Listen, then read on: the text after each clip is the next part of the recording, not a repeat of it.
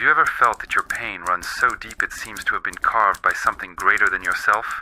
Have you ever wondered why, out of billions of people, you are the one who carries this invisible weight? What if what you call addiction is actually a message from God, written in a language you haven't yet learned to read? Carl Jung once said, "He who looks outside dreams. He who looks inside awakens." But what if awakening doesn't come with the light of day, but in the middle of the night, while you cry in silence, hiding from everyone what screams the loudest within you? At some point, all of us have tried to silence the void with some kind of noise: alcohol, distraction, control, work, relationships, even spirituality. But what if that void isn't a flaw, but a window? What if it's the very whisper of God trying to break through the walls of your ego? This video isn't for those who seek ready-made answers. It's for those who feel something burning inside, slowly imploding, an insatiable hunger that no achievement can fill. Here we'll dive into the deepest ideas of Jung, the mystical provocations of Alan Watts, and the most human pains we've ever felt. Maybe you're here out of curiosity, but maybe, just maybe, you're here because something within you is about to awaken. And this video is simply the mirror. Welcome to an intimate conversation, a midnight whisper between the soul and the infinite. You are not broken, you are being called. That phrase isn't cheap comfort, it's a profound calling. How many times have you found yourself alone after a collapse, staring at the ceiling, asking, "Why am I like this? Why won't this ever stop?" But what if what you feel isn't just a chemical imbalance, a moral failure, or a weakness of character? What if it's a spiritual calling disguised as compulsion? Carl Jung once wrote, "Every form of addiction is a misguided attempt to escape the suffering of spiritual emptiness." For Jung, addiction wasn't merely an illness, it was a symbol, an enigma, a coded message that only certain souls, for some unfathomable reason, were destined to decode. Alan Watts would say that God plays hide-and-seek with himself, and sometimes he hides so well that he disguises himself within what consumes us the most. Do you believe in God? Maybe yes, maybe no. But have you ever considered that he might be trying to speak to you? Not through temples, doctrines, or angels, but through the thirst that devours you every single day.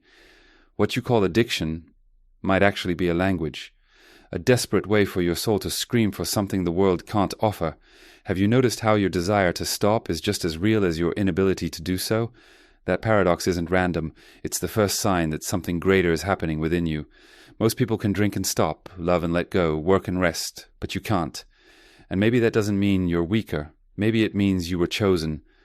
Chosen not for an ordinary life, but to dive where almost no one dares to go. You feel too much hunger, too much thirst, too much sensitivity. You feel the world at a volume that hurts the soul's ears. And since no one ever taught you how to handle that, you ran. And you ran the only way you knew how. But here's the strange thing. No matter how far you run, the thirst never disappears. Because it's not a flaw. It's a compass. It points inward, toward a sacred space you haven't yet had the courage to visit. Addiction is an unconscious ritual, repeated like a profane prayer. And as destructive as it may be, it carries a hidden message. You didn't come here to numb yourself. You came here to awaken. Jung observed in his patients something psychiatry at the time refused to accept, that the craving for alcohol, for sex, for control, for chaos, was at its core a craving for transcendence. It's not that you want to destroy yourself, you want to dissolve. It's not that you want to escape, you want to touch something this banal world denies you every day. And what if addiction is the disguise of a prayer you never knew how to make? Think about it. Most people live and die on autopilot. You, on the other hand, live in constant battle with something that challenges you, that forces you to look into the abyss, and in the end within yourself. That's not punishment, that's initiation. God doesn't speak to everyone the same way. With some he uses silence, with others pain, but with those whose souls are too restless to endure the surface of life, he speaks through compulsion. You think you're trying to stop drinking, using, running, winning, loving too much, feeling too much, but deep down you're trying to remember who you are. You're trying to find a fixed point within the chaos of existence. Addiction isn't the end of the line, it's the starting point. It's down there at the bottom, where all distractions cease, that you begin to hear a different voice, your own. And that voice, once so small, is the spark that connects you to the whole. You are not being punished, you are being sculpted, and maybe instead of asking, "Why me?" The real question is, why now? Because maybe now you're finally ready to hear what once sounded like noise, and what once was pain begins to sound like revelation.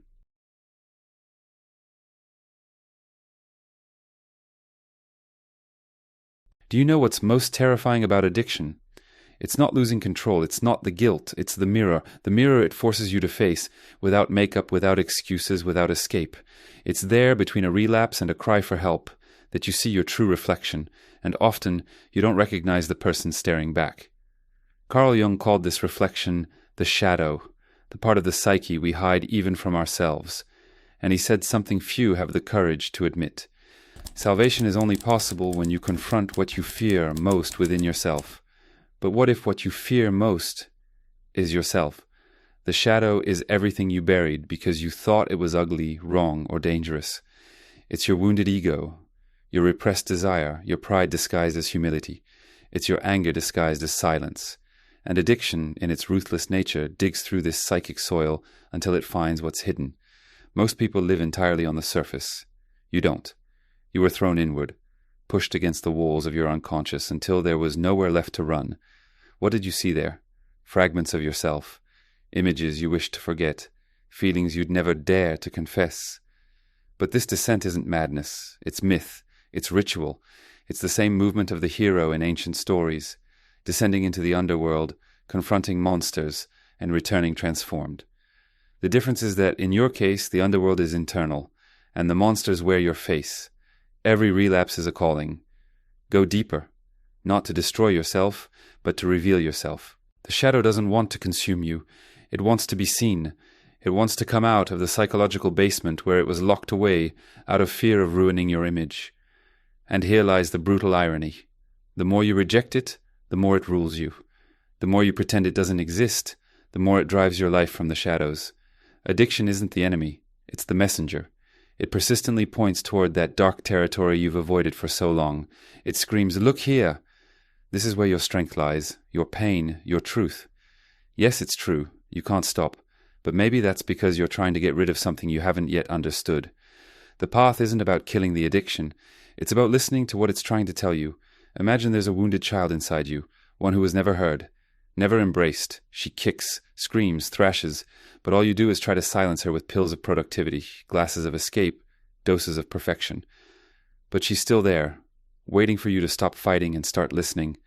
Jung didn't believe evil was outside of us. He believed that ignoring one's own shadow was the true evil. Because those who deny the darkness within inevitably project it onto others. They judge, condemn, accuse, all to avoid facing their own reflection. But you were chosen to see, and seeing hurts, because when you look within you see not only the monster, but also the sacred. The shadow isn't just the worst in you, it also holds what's most authentic, legitimate desires that were labeled as sin, powers buried under the fear of not being accepted. Truths you had to sacrifice just to fit in. The encounter with the shadow isn't the end of the road, it's the beginning of healing. But don't be deceived. Integrating the shadow doesn't mean romanticizing addiction. It means accepting that it took you where no one else dared to go. And now in this dark space, with no audience, no applause, you have the chance to rebuild yourself. Not to be perfect, but to be whole. Breathe. Close your eyes. Feel the presence that stays with you even when you think you're alone. That presence is you. And if you can stay with it, without fleeing, without fighting, you'll begin to understand. The shadow was never the end of the light. It was the beginning of the path.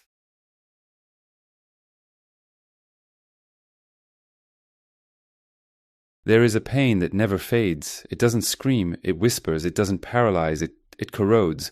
It's a kind of wound that never heals no matter how much time passes, no matter how hard you try to hide it behind new achievements, new people, new beginnings. This pain may be your initiation.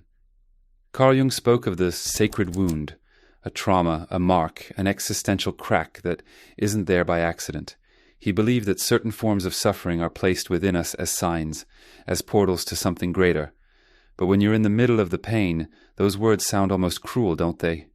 You just want relief, you want peace. You want to stop feeling like your soul is bleeding in silence, and I understand, because this wound feels personal. It feels like only you carry this invisible exhaustion, this sadness no one sees. this fatigue of simply existing. But what if this wound isn't a punishment? What if it's an altar? Have you noticed that the more you try to force yourself to heal, the more it throbs, as if it's trying to teach you something, not just disappear?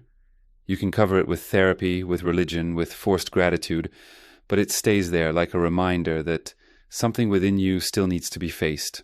The sacred wound is different from ordinary pain. It doesn't just come from what happened to you, but from what you became because of it. It shapes your choices, your silences, your repetitions.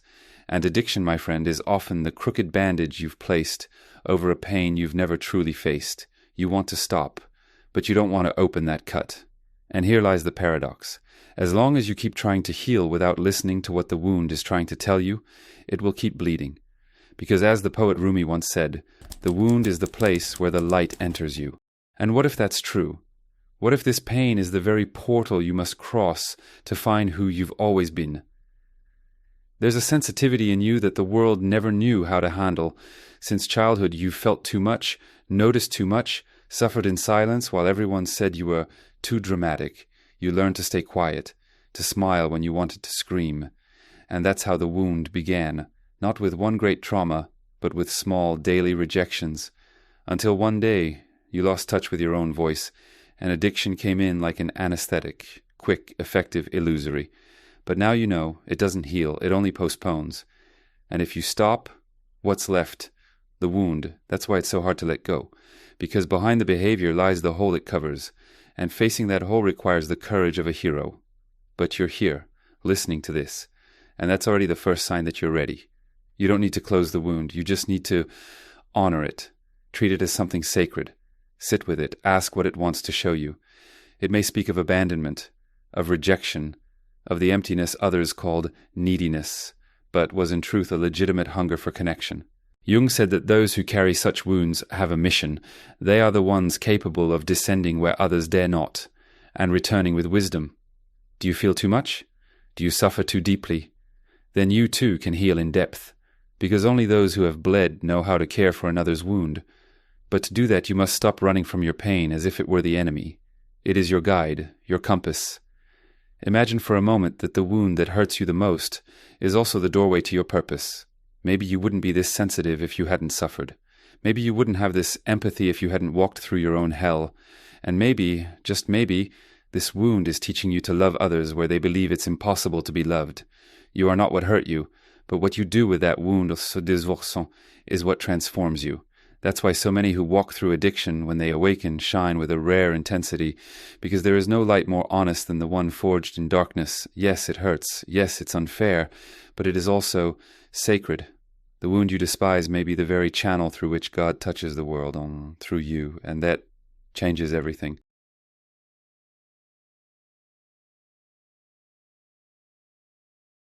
There's a moment, almost imperceptible, when something inside you changes. It's not a victory, it's not a miracle, it's not the glorious ending the movies promised. It's subtle, silent, intimate. You don't shout, "I beat the addiction." You simply whisper, "I don't need to run anymore." That is the revelation, and it doesn't arrive with lights. It comes after the last tear, after the last relapse you swore would never happen again, after the shame, the anger, the self-loathing. It comes when you're tired, but it's a different kind of tired. Not the exhaustion of fighting the world, but the exhaustion of fighting yourself. Jung said that addiction is the unconscious attempt to restore a lost connection, something divine, and the tragic part is that this attempt almost always drives us even further away, but paradoxically it's only by hitting rock bottom that you find the chance to return. Not a return to your old self, but a return to the self you never dared to imagine becoming. You spent years trying to stop, trying to fix something that was never a flaw. You blamed yourself, you hid, you felt ashamed, but now something in you begins to shift direction. For the first time you look at yourself, and you don't feel disgust, you feel compassion. That's the beginning of liberation. Our revelation isn't about not falling anymore. It's about understanding what each fall was trying to teach. You've fallen so many times you started to think the ground was your destiny. But the ground was never the end. It was the starting point. You realize you were never broken. You were in process. You were being remade from within. Each relapse that once felt like proof of weakness now feels like a lesson, a layer shedding, a character dying, a truth being born, and you begin to see, Addiction was never the enemy. It was trying to show you your hunger, a spiritual hunger, a God-shaped hole you tried to fill with 1,000 things. You never really wanted the drink, the drug, the pleasure. You wanted peace. You wanted love. You wanted to forget who you learned to be and remember who you were before everything. And now you begin to remember. You remember the silence that exists within pain. You remember that peace doesn't come from denial, but from presence. That stopping the escape is more freeing than any escape itself. And that's when you start answering the call. Not the call of society, family, or religion, but the call of your soul. It was always there, but you could only hear it once everything had fallen apart. Because as long as there was noise, comfort, distraction, you couldn't listen. Now in the darkness, you hear it. And what you hear is simple, yet devastating. You were never weak. You were just too sensitive to survive in a world that teaches souls to be silent. You were marked by a thirst nothing here could satisfy, and what seemed like a curse was actually a sign that you were chosen for a deeper journey, a lonelier, harder, more honest path. It's no coincidence that so many who awaken from the spiral of addiction become guides, healers, artists, thinkers. They come back different, because they've seen the bottom, because they've been in the dark and, even trembling, decided to light a candle. You are that candle now. Even trembling, even fragile, even imperfect, you shine, and the crisis that once felt like an enemy is now a memory, not of destruction, but of birth. Because the revelation isn't that you overcame, it's that you transformed. You turned pain into a portal, the fall into flight, shame into compassion. You've realized that addiction was never the end. It was a calling. And now you're answering. And that changes everything. In the end, everything that once sounded like noise, the compulsion, the fall, the shame, the emptiness, was in truth a sacred language, a language that only a few are forced to learn. You were one of them. Throughout this entire journey, you believed you were being punished, that your failure was a personal curse, an unhealable flaw, a wound that separated you from others, from God, from life.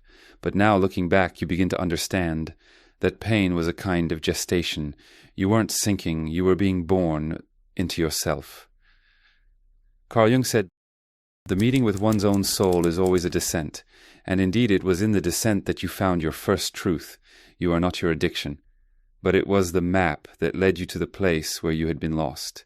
You spent your life trying to fill a void, with substances, with relationships, with work, with distractions, but none of those things were the source of the problem, because what was at stake was never what you did, but what you felt while doing it. You never wanted to destroy yourself. You wanted to feel, to belong, to remember a meaning the world made you forget. And when you fell, for the last or the 1,000th time, something began to reveal itself. Each cycle of pain, each repetition, each relapse was an opportunity to see more clearly. And in the midst of darkness you realized you are not alone, you never were. God never stopped speaking to you. You just didn't know the language. And now, after walking through the darkest corridors of your soul, you begin to understand.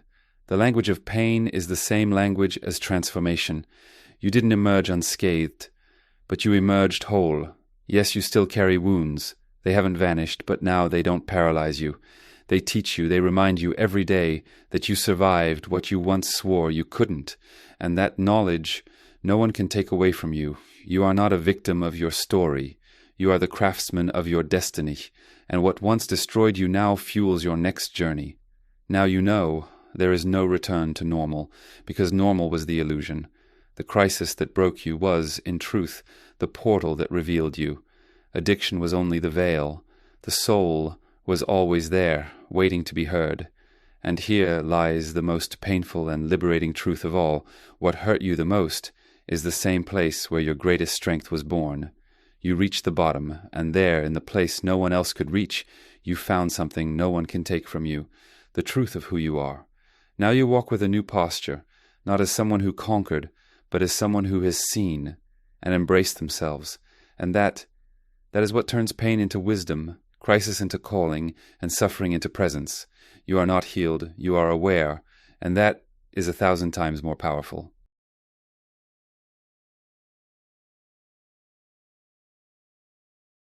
I know what it's like to make it through the night with open eyes and an exhausted heart.